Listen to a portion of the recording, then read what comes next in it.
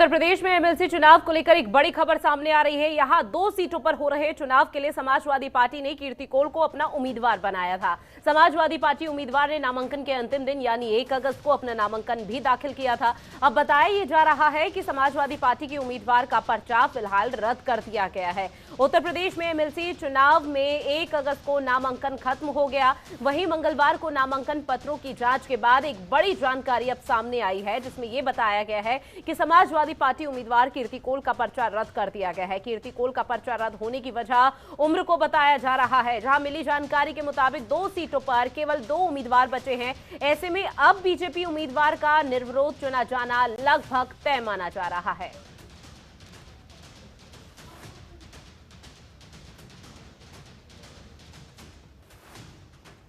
तो बड़ी खबर, जहां उत्तर प्रदेश में एमएलसी चुनाव होने थे, उसको लेकर यहां पर आपको बता दें कि तमाम तरह की रणनीति समाजवादी पार्टी और बीजेपी की तरफ से बनाई जा रही थी, लेकिन इस बीच अब कीर्ति कोल का पर्चा रद्द हो चुका है। ज्यादा जानकारी के साथ फोन लाइन पर संवाददाता ओम पांडे जुड़ गए हैं। ओम, समाजवादी पार्टी ने उम्मीदवार यहां पर खड़ा किया था कीर्ति कोल को और 1 अगस्त को उन्होंने नामांकन भी दाखिल किया था। अब चूंकि पर्चा यहां पर रद्द हो चुका है, तो ऐसे में बीजेपी के लिए किस तरह की स्थिति अब बनती हुई नजर आ रही है?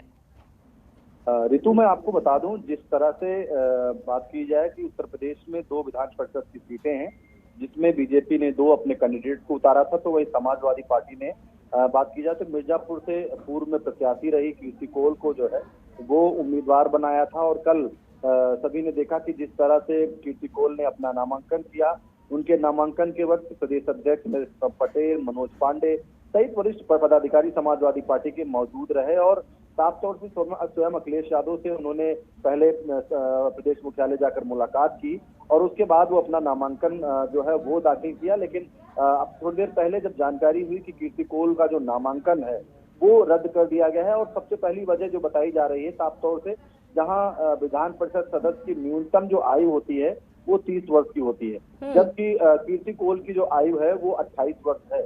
यही वजह है कि जो है विधान परिषद में जिस तरह से उन्होंने नामांकन किया था और उनकी आयु एक मेन वजह बनी और यही वजह कि उस बाद जो है उनकी जो उनका जो नामांकन पत्र है उसको रद्द कर दिया गया है। तो ऐसे में अगर बात करें तो जिस तरह से एक बड़ी रणनीति के तहत समाजवादी पार्टी ने ये नामांकन कराया था और कहीं न कहीं कीर्ति कोल की बात कही जाए, आदिवासी समाज से आती हैं और ऐसे में आदिवासी समाज को साधने के लिए, क्योंकि हाल ही में जिस तरह से देखा गया कि देश की राष्ट्रपति जो है वो बात आदिवासी समाज से आती हैं और ऐसे में तमाम जो उनके गठबंधन के उम्मीदवार थे, माफी चाहता हूँ प्रत्याशी थे, वो लगातार इस बात को कह रहे थे कि समर्थन उन्होंने यही वजह दिया कि वो आदिवासी समाज से आती हैं।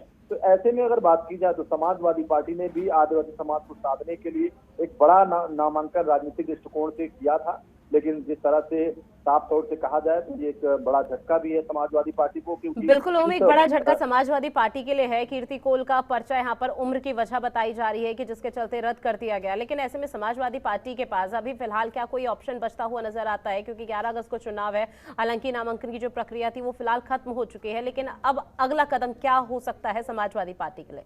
ऋतु, अगर हम संख्या बल के हिसाब से भी देखें तो कहीं न कहीं संख्या बल के हिसाब से भी भारतीय जनता पार्टी का पलड़ा भारी था और जो राजनीतिक जानकार हैं, राजनीतिक पंडित हैं, वो इस बात को कह रहे थे कि ये दोनों सीटें जो है वो भारतीय जनता पार्टी के खाते में जाएंगी। लेकिन कहीं न कहीं एक राजनीतिक दृष्टिकोण की बात करें या यूं कहें कि एक रणनीति के तहत जो है समाजवादी पार्टी ने कीर्ति कोल को मैदान में उतारा था। ये जरूर कहा जा रहा था कि इसमें दो जो उम्मीदवार है या 2 प्रत्याशी हैं वो भारतीय जनता पार्टी के ही जीतेंगे, लेकिन रणनीति के तहत जहां एक तरफ कीर्ति कोल को जो है समाजवादी पार्टी ने मैदान में उतारा था और कहीं न कहीं एक बड़ा मैसेज देने का काम किया था, कहीं न कहीं वो रणनीति अब समाजवादी पार्टी की फेल होती हुई नजर आ रही, क्योंकि जिस तरह से पर्चा कीर्ति कोल का निरस्त हो गया है।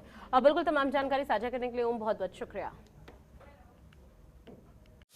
खबरों के निष्पक्ष विश्लेषण के लिए सब्सक्राइब करें Jantantra TV and press the bell icon. Never miss any update.